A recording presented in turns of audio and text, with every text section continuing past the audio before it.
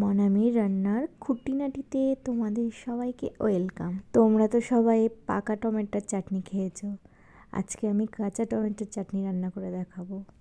দেখো, আমি 4টে কাঁচা টমেটো নিয়েছি, মাঝখান থেকে কেটে নিয়েছি, জলে ভিজিয়ে রেখেছি। আমি এই টমেটোর বিচিগুলো না ফেলে দিয়েছি, দেখো তোমরাও ফেলে দেবে, ভালো হবে।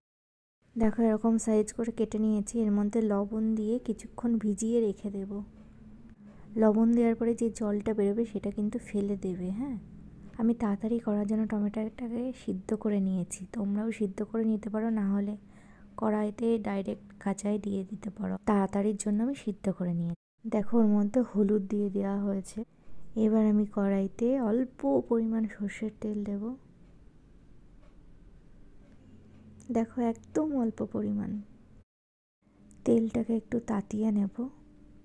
চাটনিটা বেশ দারুণ হয়েছিল, টক। দেখো তেল তেতে গেছে, এবার সর্ষে দিয়ে দিলাম।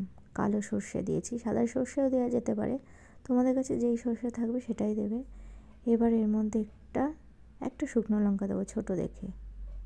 আমি একদম এই চাটনিটা সিম্পলের মধ্যে করেছি, কিচ্ছু দিইনি। ব্যাস, এবার ঢেলে দেওয়া হলো।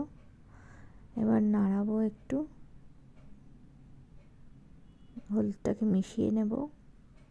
এর মধ্যে কিন্তু আমি একদম জল দিইনি, ওই টমেটো গলে যেইটুকু জল জল হয়েছে ওইটুকুই। এবার আমি এর মধ্যে বাতাসা দিয়ে দিলাম, আমাদের বাতাসা ছিল, বাতাসা দিলাম। তোমরা চিনিও দিতে পারো, গুড়ও দিতে পারো। এটাকে আমি ভালো করে নাড়িয়ে মিশিয়ে নেব। বাতাসাটা গলে গেলে কিছুক্ষণ ঢেকে রেখে দেব, যাতে একটু শুকনো শুকনো হয়ে আসে, জেলি টাইপের দেখতে হয়। দেখো অনেকটা শুকনো হয়ে এসছে। যেহেতু এটা কাঁচা টমেটো, একটু টকটক ভাব হতে পারে। যদি তোমাদের মনে হয় যে টক লাগছে, তাহলে তোমরা একটু বেশি করেই চেক করে নিয়ে একটু মিষ্টি দিতেই পারো। আমরা একটু টকটক ঝাল ঝাল খাবো বলে ওই জন্য অল্প পরিমাণই দিয়েছি। আমার হয়ে গেছে, এবার নামিয়ে নেব। দেখো একদম পুরো জেলির মতন হয়েছে, খুব সুন্দর হয়েছে, খেতেও দারুণ টেস্ট হয়েছিল।